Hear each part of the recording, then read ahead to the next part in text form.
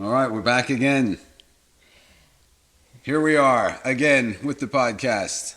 Here with my mom to just basically pick up where we left off. We're just going to talk about things and see where the conversation goes. So, welcome to the podcast. With us, there's no telling because I do kind of ramble. Well, that's part of the point. So, I did want to ask. I guess we'll start it off with a couple questions tonight. What has been the most fulfilling part of being a mom in your life? About the most fulfilling part of being a mother? Um, And try to speak up so the mic can. Most fulfilling part of being a mother. Mm-hmm. Watching the twinkle in your children's eyes when they are discovering things and when they give you a big hug around the neck and say they love you. That's the most thrilling thing. And just a twinkle in a child's eyes are God's blessings to us, especially when they're adventuring and discovering and learning. You can see it in any child's eyes. That it's a deep thing. It's hard to describe. It's hard to describe. Okay, so just the whole aspect of being The a whole mother. aspect of being a mother. All right. Well, since you bring up like the twinkle in their eye when they're learning something, what has been your favorite form of knowledge to impart onto kids? Teaching them their ABCs, to tie their shoes, how to throw a knife. What's your favorite part of teaching a little one? To be a good person inside and set the example for others. Be a be a leader, not a follower, doer, and impart goodness to other people. Is that what you got from what I taught you when you were little? No I comment. hope. Yeah, definitely, definitely. All right, all right. And to you, I mean, I know And to you. be Go ahead. be courteous of other people's feelings, because once something's out there, you can't take it back. Mean what you say and say what you mean. So, if you could give a piece of advice to all the new mothers out there that are raising their first kid or just had a baby, they're the new parent, mom or dad, what would your advice be? Like, if you could impart one piece of wisdom to brand new parents, what would that wisdom be? Oh, there are a couple of things in there I would want to say to them. First off is enjoy every single moment because they're fleeting, and make the best of them that you can and put them in your memory bouquet. And number two, don't wait to teach a child, because from the moment they take their first breath, they are learning. Don't wait until they're older. Everything they learn, and look at them when you speak, make eye contact. And that's just, I guess, the two main things. And love them, love them, love them, love them, and give them the goodness of life. And like, say your baby's 2 months old and you're going to put their socks on the right foot sock. You can spell it, you can sign language it, you can do all kinds of things because they're learning it. They don't have to be able to speak back to you. They don't have to be able to walk to be learning. They're learning from the moment they take their first breath. So just be aware of the input that they're getting on a That's right. constant level, because like that That's that's right. true. Kids don't only learn when you're teaching them something; they're constantly absorbing That's whatever is exactly going on right. around That's them. exactly right. So that's very true. It's like I've always said, you never know, because like for me, I don't know why certain things stuck out in my memory from when I was a kid, but there are definitely things that stuck out more than others, and there are things that I remember very clearly that might have been just like a fleeting passing moment, and you never know what's going to be that moment that That's sticks with a kid for the profound. rest of their life. That's right. Right. That's right. Um, and two, don't wait for things. Don't wait. Don't you want your child to be um, able to say something happened to you, the parent? When you want that child to have the best advantages they could in this world, when you're not there to impart any wisdoms or take care of them, whether they've moved across the country or whether you've passed, you want your child to have every advantage and benefit of learning from the parents and the grandparents and so forth, mistakes. That's wisdom that they don't have to go through. Why should they have to go through the same thing? And you definitely don't want your child to have any disadvantage out in the world. You want them to have every advantage. So shape them, nourish them, fertilize their understanding. I don't know, too hippie-fied maybe, I don't know, but that's just how I see it. It's too true and honest. Right. It is. Well, it's definitely how you've been, in my experience of having you as a mom. Is definitely tried to impart not just basic knowledge of like things that you should know, but like everyday kinds of things of like how to behave, how to see the world, how to be yourself and things like that. So you've definitely succeeded, I think, in that. Thank you. Thank you. What was your favorite part about raising kids in the bush, and what was your most challenging thing about raising kids in the bush? What do you think was the hardest thing to do it that way, and what was the best reason for doing it that way, or what was the best afforded to you by raising kids the way that y'all did, it being so secluded, so out there, such an old fashioned way of raising a family? The hardest part for me, being a mother raising the kids in the bush, was letting you go out from beyond our perimeter or circle, whatever you want to call it, because, a mother hen or a mama bear likes her cubs or chicks close. And when y'all got older and you wanted to kind of spread out, even if it was just down to the creek or by the duck pond. But I know we had a good dog. They would have died for any of you. So, and if he barked, little do you know, as I was doing my thing, I was watching out the window also. But letting y'all go beyond the comfort zone of my perimeters that I liked you to be in, that was a hard one. That was a hard one. No. Laundry? No, laundry was kind of hard. So doing all the laundry in the old school way and keeping things from eating your children, you'd say was the hardest aspect. Well, y'all always, I don't mean to sound that way again, but the animals kind of had a thing, um, uh, spiritual animal, man. The bear mama watched y'all play, and we watched her play with her babies, and they never feel a threat from us. Um, but yes, letting y'all leave the perimeter of what I felt was safe from predators and things, yes, that was a little harder. But as you noticed, when y'all got older, that perimeter kind of became a little larger, like to the duck pond and the barn Well, and, around the time and you the could creek. strap a 12 gauge to your back, That's it exactly started, right. being, That's right. meaning, you didn't need to Yeah, watch quite exactly. as And I knew much, you quite as older, closely. and you older kids helped watch out for the youngers. Even if even if the younger ones like Gabe had to lean against a tree to shoot the shotgun so it didn't knock him over backwards, you're all very apt. Well, like that, it was Even, important with that, like those lessons, even though that's not an ideal scenario. But if you are too weak, messed up, too young, too small to fire a weapon, adequately to protect yourself, you still need to know how to do it and what's the that's safest way to do it in that moment. that's exactly right. Even Noah and Bird, though they were the very youngest and going, they knew that tactic. They just didn't really have to be as concerned as much because they were sliding.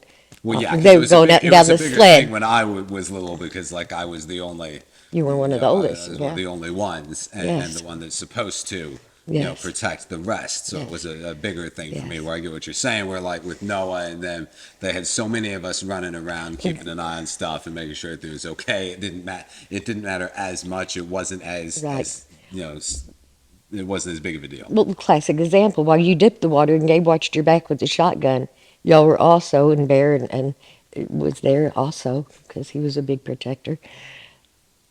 And the kids would slide down the hill on their sleds in the snow, because there's safety in numbers, that's for sure. Well, I know Gaby used to when we would go down and gather water in the winter. I would load like 2 5-gallon jugs onto the sled. I've never been the burliest guy, but I would load the 2 5-gallon jugs onto the sled, and I'd be hauling it back, and there'd always be at least a couple of us there. And Gaby would always be like, "I'll help, I'll push," and then he would go around to push, and I'd be like, "It just gets a lot heavier when he's helping." As I'm like pulling the rope, I would always look back, and he would be on the sled. He'd be And like then you had riding on the jugs, and you had like I'm no helping. and you had Noah and Bird on a sled too, Well, didn't that you? was With the jug, later later. on. But yeah, I'm talking when Katie was like a little guy. Yeah. Because I mean, for me, it just got easier and easier hauling the water and stuff because I just got stronger and stronger. I mean, when I was Yes. first started doing it, those jugs might as well have been 55 Oh, gallon yeah. drums for how big they That's were to right. me at the That's time right. when I was a little guy. Yes. So, All the memories. so what would you say is the best part? Like, what is the would you say is the best part of raising kids the way that you did out in the bush? The best part? Yeah, the best part. What was the best part of doing it the way that y'all did and not raising kids in the city? You weren't shackled by any standards of society or rules or conduct, and you were allowed to uh, be free and develop whom you are without any outside influences other than, of course, a DVD we'd watch or books and, stuff like that. But you pretty much grew up with y'all and God. So, Well, it was kind of like the old west because it'd be like you're in town or you're out in the bush or you're doing those kinds of things. So it wasn't like because even when we were in towns and things, it wasn't the same kind of environment you would be if you were like in a city all the time. that's I mean, exactly everywhere right. probably has its pros and cons. Yes, There are it definitely does. the ups and downs of living that lifestyle. I mean, I wouldn't trade it for anything because it definitely made me who I am. It gave me the edge that I have. That's what I'm talking So I about, guess right? that's That's what I'm talking about. right. It made you who you are. Okay. Whereas if you went to a normal, everyday school, and I went to one, and I'm still who I am. Yeah, But I went to several. yes, Kept getting kicked out. I went to three. No, one, two, three. I went to four schools. Okay. Because First, you moved around, yes, though, right? first I mean, grade. Dad kept getting in trouble. He kept getting Yeah, in fights and stuff. He kept defending himself. Never started a right, fight, but he was not afraid to defend right, himself for other people. right. And the schools didn't really like that. So he ended up going to, I think, 7 different schools or something.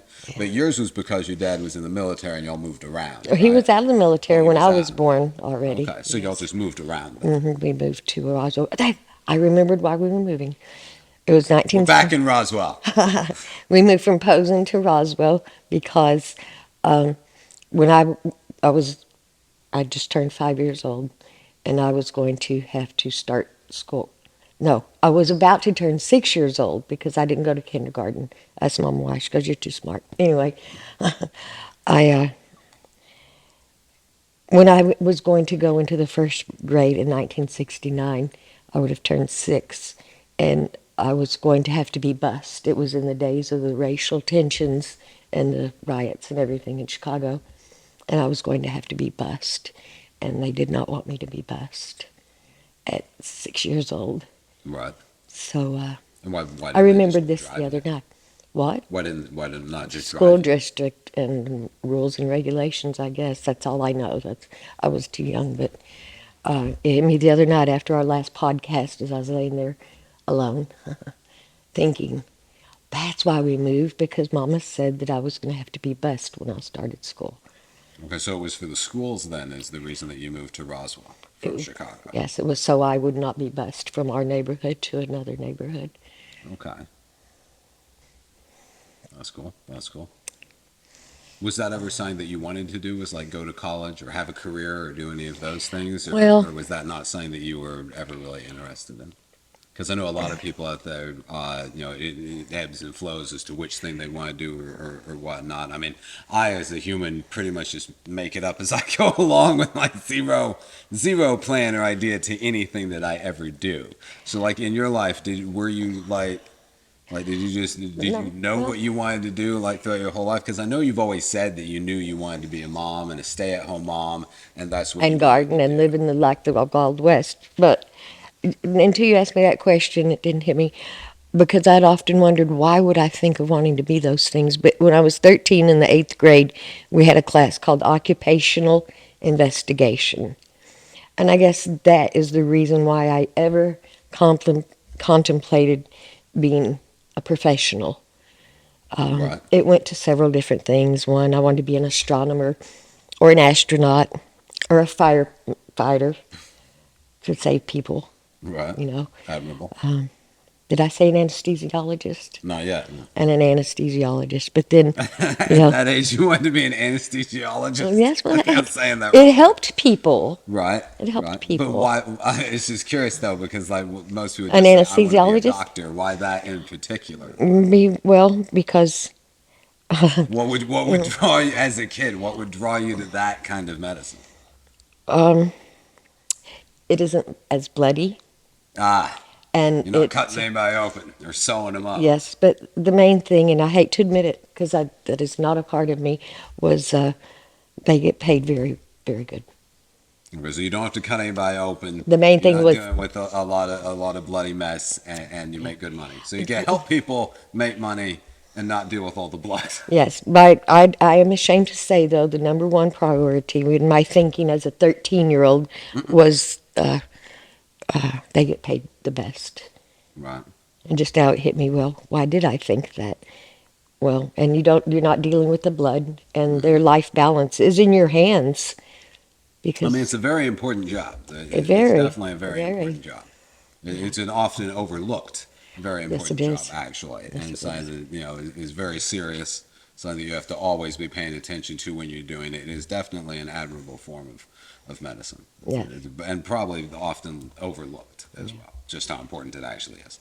I don't think anybody would want to be operated on without one. I don't think so either, and hope they know their chemical uh, uh, gases, mixtures, and stuff really good because you don't want to wake up in the middle of it either. No, I think that's why they're so particular about who is allowed to do those That's right, things. and you have to be intelligent. Well, I mean, I think you're saying at 13. I mean, at 13, I think I was still dragging my knuckles on the I was still grunting to communicate. So Not quite, at but 13, you I was were a not thinking wild about being a man. doctor You were of any wild. kind. You were a wild man. And a firefighter, 'cause talk about saving people. Hmm. I guess there was a, I guess the reason I thought about that one was because there used to be a show on television. Um, it was just basically at this time, Mom and I alone at the house. And it was called Emergency 51. I used to watch that and Marcus Welby, MD. And Emergency 51 was about a set of paramedics from a fire station. Right. So, I wanted to be a firefighter there for a little while. That's cool. So you were probably pretty proud of Dad then when he was the volunteer Oh, yeah. firefighter in several places that we were, Yeah. because I know he did that for a while up in Haines. Yes, He was the volunteer fireman Yeah. for a long time. yes, most definitely. Because I know that's why Dad did that, and that was a completely I mean, it was total volunteer, Hmm. completely unpaid, and like Well, everyone around there was that was involved in that took it very, very seriously. because otherwise you're going to have to come almost 30-something miles from Haines to get to there. So if Oh that yeah. community, the Kleene Valley, had its own fire brigade, basically, if you want to Mhm. call it that, of volunteers, that's wonderful. I commend all those people. There in Loomis, when Dad was passing, Mhm. how quickly did they come to us there? A lot of times it's the volunteer guys that end up showing up first. That's right. Really, especially in the That's rural right. communities and places. And I know that actually Dad and Delbert and Rex, they saved several places. There were at least Yeah. 3 fires I can Yeah. think of that they stopped from spreading Spreading. from one Yeah. home to another, Yeah. and or starting like fires throughout the town there in Mosquito Lake. Yeah. I forget exactly where it was. I think it was Mosquito Lake that they put out that one house fire next to another house. Hmm. Stopped it from becoming really bad, Yeah. because you never know, those things can get out of hand very quickly. Yes. And like you're saying, at a place like that, it can take a long time for outside help to Yeah. come. I think the one you're speaking of, wasn't that the old log cabin that Barb and Delbert lived in when we first met them? It might have been. It might have been. I think so. It may have been. 'Cause I think that was around that same time. Right after they had moved out to down the road by 33 Mile. Hmm. Excuse me. But I am ashamed that I had ever thought about money. That's the only time That's I a ever thought concern about money. everybody has about anything. But I was 13. Money never meant anything to me. But I had heard someone say that, an anesthesiologist is the highest paid. And I thought, well, if I'm going to get a job, I might as well make the most money I can. That's fair reasoning. But, That's fair but you have reasoning. to remember, this lasted less than a year that I ever thought about wanting to get a job. And Right. it's because we learned occupational investigation in school Right. at 13. Right. That's interesting, though. Because it's I just wanted to ask because it's an interesting thing because I've never pictured you as anything besides a mom. I mean, to me, you just are mom, like you're the embodiment of what a mom is supposed to be. Right, And so, like to me, you're less of a person and just mom. right. But it's an interesting thought, though. I never thought about going to college. My gosh, just to get up at 7 in the morning and go to school all day and come back, that's, and then work a job your entire life just like that, or go to college the same way just like that. I mean, It it is. just didn't feel right to me. Some people, God bless them, I love them to pieces. If that's the desired thing in their life they want, more power to you. Well, it is Go admirable. for Like, it. look at Go your for it. doctor, Dr. Wong. Look at like And her Dr. that went O. to college for so long and fought for so long to be what she is and to build up to that That's point, right. and all for the sole purpose of trying to help people. Yes. Yes, they're probably very well paid, but I have actually never met anybody in the medical profession that wasn't doing it For with the love. baseline of wanting to just help people That's and right. help people that are in need. That's right. And did you feel part of being there at UCLA, and it has to be everywhere, that deals with that sort of situation? It wasn't just the medicine, the physical medicine, but the actual love and concern from within them that they had. Hmm. That's amazing. All the way down from every doctor, even my pain management doctor lady, Dr. O, that did the found the tumor and took out the biopsy thing and all that. Every one of them, and that's right. God bless them because they do it to help fellow man. They Well, don't do it for the money. well, it takes everybody too in the different, different aspects of what people want to do in life. That's what makes any society actually successful. Individualism. Down to whatever anybody wants to do, whether you want to be a painter or That's whether you right. want to, build houses Yep. or be a doctor or whatever it is you want to do, and that's cool.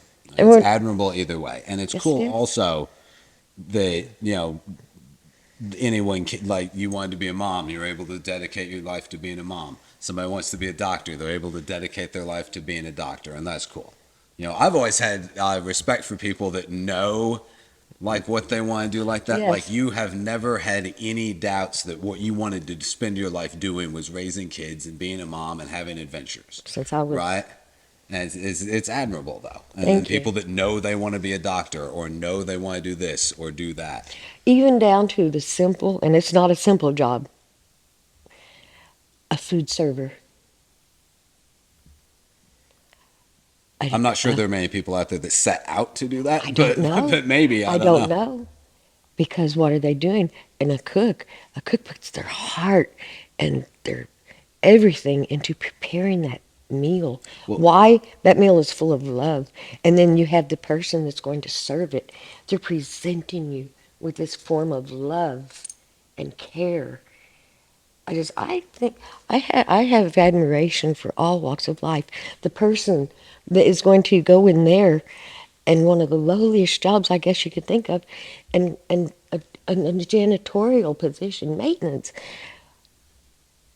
Do people ever even stop to think how wonderful it is that they would devote their life or part of their life to making sure that their fellow man has a nice place to do this? right. Like you said, all walks of life. And I've always said, and I think I said it in one of my podcasts, we're not all the same. And when you see your child has a dream or something that they gravitate toward, I don't care if it's an ice skater, a dancer, a singer, a musician, doctor, fire person, animal rescue, I don't care what it is, you'll see it. And if you, so to say, fertilize metaphorically and nourish that desire and that dream, that child will be happy.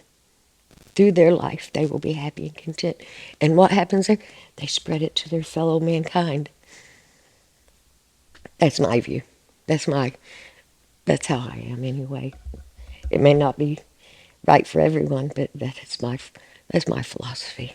No, I think it's definitely important to not try to push anything on anyone else. You know what I mean? Whether it's a kid or a fully grown person or whatever you're talking about, it's like let everybody find their way, That's do the thing right. that makes them happy. So I've always been thankful with y'all that y'all never tried to put us in any kind of box, and anything that we did gravitate towards or whatever, it was fine with That's y'all. right. It was whatever we felt we should be doing. Like it didn't matter what it was, as long as it was something that brought us happiness. That's You right. know, whether it was something that was a career or whether it was something that was a hobby or whatever it was.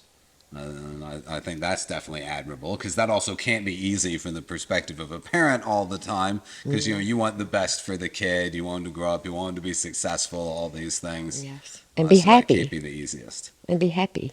And if life is an adventure, live your dream, and you'll find happiness.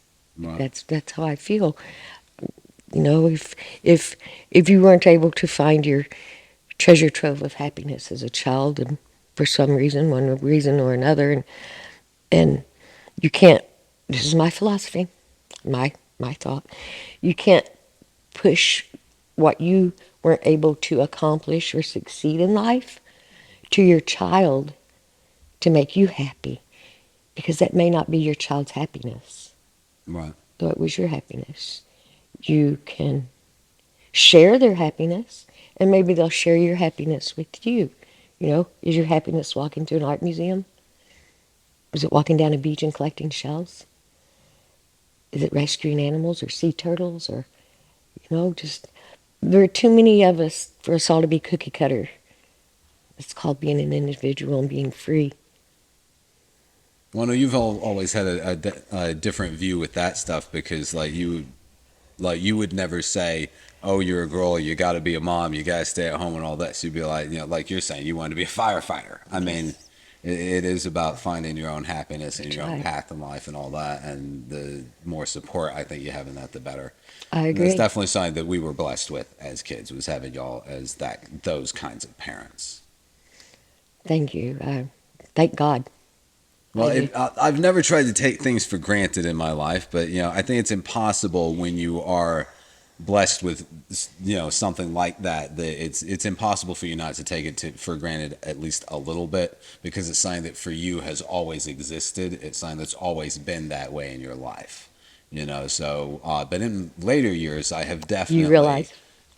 definitely realized and tried to appreciate all that a little bit more Well, because I realized, you know, not everybody gets that. You know, I used to think that all parents were like y'all. Well, I used to think everyone lived the way that we did too. Like everyone lived like it was I after the know. apocalypse.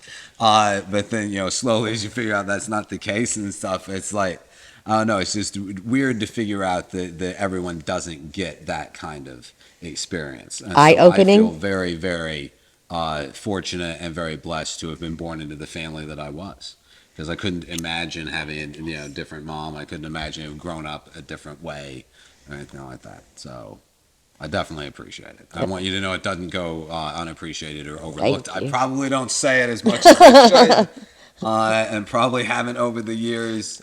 But It's I okay. definitely want you to know that I I do could. appreciate everything, and also the Thank you. sacrifices and things that you must have made throughout your life for us that we probably didn't even notice But as that's well. okay. Just as well you don't notice. That's the only one needs to notice. So dang selfless. Well, I do feel I could have done better. I do. And I feel on some things Stop trying to get I sainthood over here. no, no, no, no, no. I feel like I could have done things a little better here and there, um and I know now it's more like you're the parent and I'm the child. You keep shaping me, mom, mom, mom. But it's appreciated. It's reciprocated, and Well, I mean that's what kids are supposed to do if they're you know if you grow up to learn the lessons that a good parent is willing to provide for you and things like that, then you should be willing to, you know, and able to give that back in whatever way that you can. So any way it's that I can look appreciated. out for you, you know, now that I'm, you know, more or less full grown, still working on it. Hey, I'm almost full grown. I will be someday. Yeah, but if I can return the favor even a little bit, I would like to. So, And so I do what I can. it's appreciated. I want you to know that Right. every moment, Well, every I'm day. still a knuckle dragging caveman that doesn't know what he's doing. He's just making it up No, as I go along. But no, I you're not. try. I try. And you're quite the philosopher. I really enjoy our conversations. I do. I look forward to them. No, philosophy I like. Don't ask me to do math. Just don't ask me to do any math. I like math, but don't ask me to do You it. have I'm said tired that of my doing it. whole life that you like math. You've always been really good at it. It's like it's so annoying. I hate math. Can't stand it. There's a lot of it I don't remember, and I don't feel like remembering. Hey, man, I'm almost 60. I can just take a break. Well, I think for me, it's like if I, at the age I am now, if I was ever gonna pick it up and be good at it, it would have happened. It's not gonna happen. I'm just thankful I can count money, and it's like, and I'll stop there. To I can me, do 2 plus 2 and basic, adding and subtracting. to me, So to me, that in grammar, English, language arts, whatever you want to call it, I'm better at even that. I'm better foreign, at grammar and stuff. I think. even foreign languages, it's it's like a puzzle. And you know me, I like puzzles. And learning is an adventure. And you know me, I like adventure. So it just kind of goes hand in hand. Although I've kind of slacked off a little in my late 50s. In your twilight years. I know. No. Listen, I'm going to live 120. I want 120. God gives us, says man can live 120. I want my 120. Of course, I need to change my eating habits, but we'll go there later. You sound like Dick Van Dyke. That's what he was. That's a compliment. He's always saying. He's shooting for 101 at the moment. I think. I Really? forget how old he is, but he's still in incredible shape. So I know. it's crazy. Yeah. That's pretty cool. I I know. I enjoy- plan to live forever or die trying. So far, so good. Who knows what tomorrow brings? That's it. As long as you try every day the best you can and you spread a little sunshine and happiness, I don't care if all you have to give is a smile to someone. At the end of the day, take comfort in that and wake up tomorrow and try to make tomorrow better than today. Well, I'd say it's definitely something that y'all probably instilled in me is to just be a better person than you were yesterday. And it's something that I've always tried to do is be better than I was yesterday. Regardless of how good or bad I was yesterday, try to be a better person as you go. Because really, this moment is all you get. You don't Exactly. get, there's no guarantee you're Exactly. going to have another one. And the one you just had is over. That's So I've right. always tried to do better than I did, a few minutes ago now. Like I've said, and I have no thing to add to that, but I say yesterday is gone and tomorrow never gets here. But uh, I've gotten in a rut lately that it seems like the last 6 or 8 months, everything I have tried has just tanked. Every single thing has tanked. So I'm getting my life's lessons back every day almost about mom. Let it go. Doesn't matter what was, what could have been. Let's make tomorrow better. So I don't think it goes unheeded. No, you just got to keep going. I know the last couple of years definitely hasn't been the easiest. Yeah. And I know largely you've held that together for the rest of us. And I hope that in some way we've been able to help you with all of that. I had a dream the other night. See, a lot of nights. One reason my schedule is so messed up.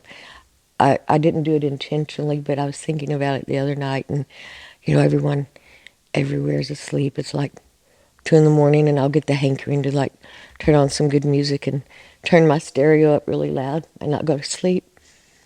Well, it hit me the other night. It's wow, because I'll sleep during the day, sleeping, but why not at night? But anyway, it's probably because Dad's not there. But I had a dream a couple of nights ago, and I wasn't going to go here. I wasn't even going to tell her. But anyway, I remember sitting on the couch, and I always sat with Dad. Always, 41 years I've sat with Dad. 41 years, 7 months, and 22 days. Anyway, he was sitting right here beside me wearing his leather coat, and I had my hand and his hand on his leg. And I looked at him. And I remember thinking, wow, he's actually right here with me. If I get up and go like into the bathroom or something, when I come back, he's going to be gone. And then my next thought is, I kind of like, I turned around, or I sat back down, and he wasn't there anymore. And it was like, wow.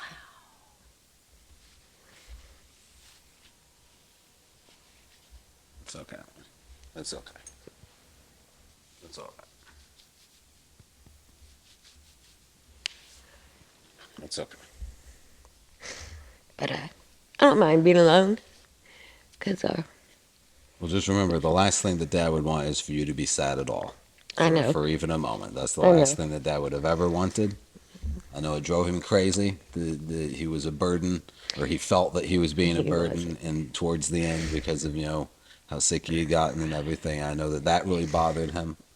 Uh, And I, and the last thing that he would want is for anyone to lose sleep or be sad because he's not still here. And I know that's something that he would want me to tell you. So.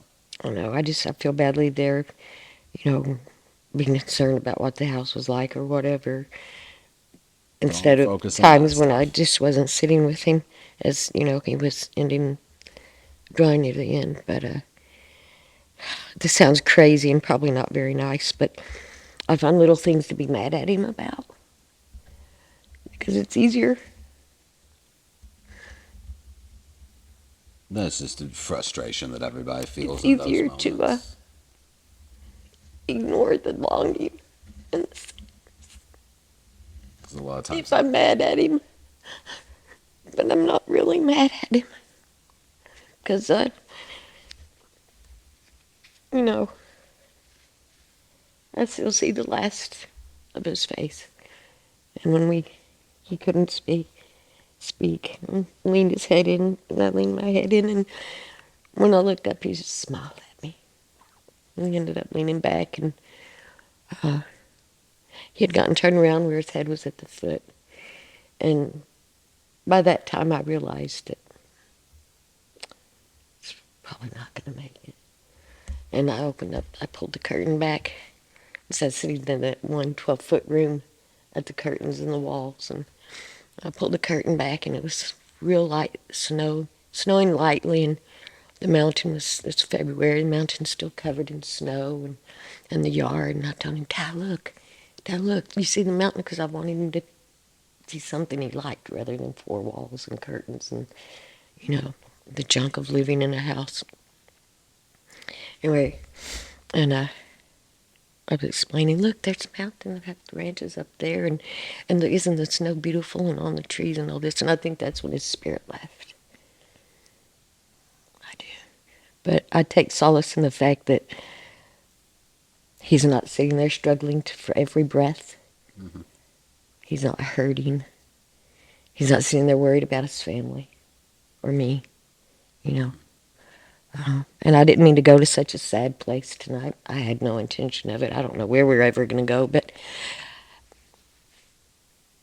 I did. And I'm sorry. Forgive don't me. feel bad about that. I mean, it's good to talk about it, and it's like that. They say you die twice. Once when you stop breathing, once the last time anyone ever says your name. And I know that when it comes to us and it comes to Dad, he lives on through the rest of us. And as sad as it makes any of us that he's not here anymore, that just shows how much he meant to us. And so he lives on through that. Yeah. What a man. What a man. He was a great guy. And, the best dad any kid could have had. His was and always will be my hero. As well as you. Because you've been quite a mom. Y'all gave us an amazing, incredible, unbelievable life. And you still continue to do that to this day. So don't ever feel that y'all could have done better or anything like that. Because the world that y'all gave us was magical and still is. And you instilled something in us, both you and Dad, that a lot of people don't get in this world, and I am very thankful for. Thank you. Because we weren't lucky, we were blessed. And if you find any, I just, if there's something you feel I have not succeeded in for you in life, You set out to be a mom. I ask your forgiveness whole life, ahead of time. and you have been a saint of a mom. I could have done better. No, stop it. No, you're the best mom any kid could have ever had. The only thing I wish is that everyone could have a mom like you, because every kid deserves a mom like I got. Thank you. Me, I get embarrassed with compliments. Well, Thank you. learn how to take them, because you're going to get a few more from me as it goes on. I really probably look awful now. No, you look fine. It's fine. And it's okay to talk. Sniffling in the microphone. Well, that's the whole point of us doing this and doing the podcast and everything, is to talk about things that you might not, even know that you're going to talk about, because you never know where it's going to go. That kind of came out of the blue, so it's something that you needed to talk about and something you needed to say. And that's the whole point. You never know with sharing things like this, because I'm sure there are people listening right now that are going through the same thing, that either has someone that they just recently lost, or someone they're losing now, or someone they don't want to lose, and maybe it will help them with that, because you're not alone. You're not alone here, and you're not alone out in the world with people who are going through kind of the same thing. So just know that, and it's good to work through all that and say whatever you need to say. And also let Dad live on in that way. You're a wise man. I'm just rambling. No, I'm just you're a making wise it up man. as I go along. You're a wise man. I just tried to learn the lessons that y'all taught us and do my best to be a good guy. We'll see how that works out. I'm gonna have to sneak off and get a tissue for my Well, nose. we're I gonna think call tonight. because We'll end on I'm gonna that look note. awful on this It's all good, podcast. all good, all good. This is only gonna live forever. Yeah, and look at me. I'll be watched like millions and of I'm times. sniffling. Maybe nobody will see it, and this will be watched like twice. We'll see. But I'm really glad that you were open to sitting down and doing this with me. Definitely. And being part of it. And that you're so open about sharing everything. I think it's really cool. I think a lot of people are going to like getting to see more of you and see a different side and hear all these stories and things. So it's been great for me. So I hope that you're enjoying it too. I am enjoying it. I hope everyone realizes that I'm not really very self-centered, and I'm not a me person. It's all about her all the time. Don't listen to her. No, it took quite a bit of convincing to get you on here and to do this. So yeah, I always tell people, don't let the fact that you've been on television for so long fool them into thinking that you're like, that you're a very outgoing or social person. I mean, for the right person, like in the grocery store outgoing. today, sometimes. Yeah, you're very outgoing in the right scenario. But for the most part, you're pretty reclusive. I am very much reclusive. So I do really appreciate you doing this with me. I appreciate you asking me. I do. And someday, maybe you kids can compile it into a book of my memoirs.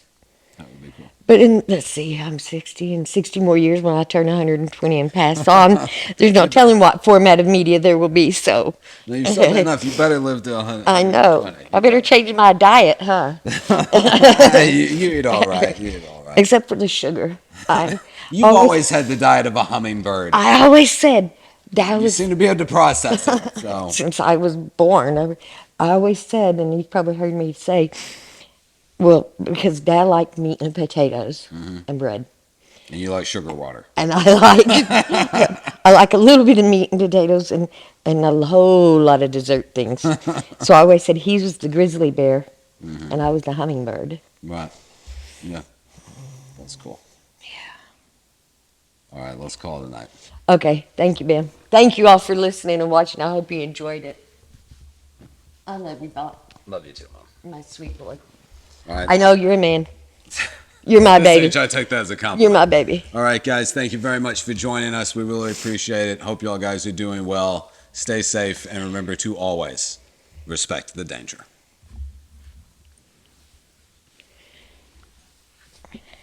You want me to walk away?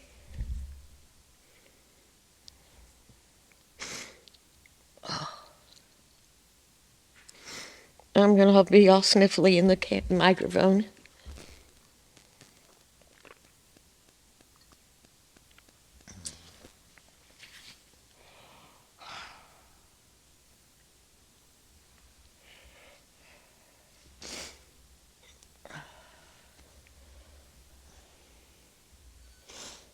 Oh, I have flyaway hairs. And we're off. Was it all rolling?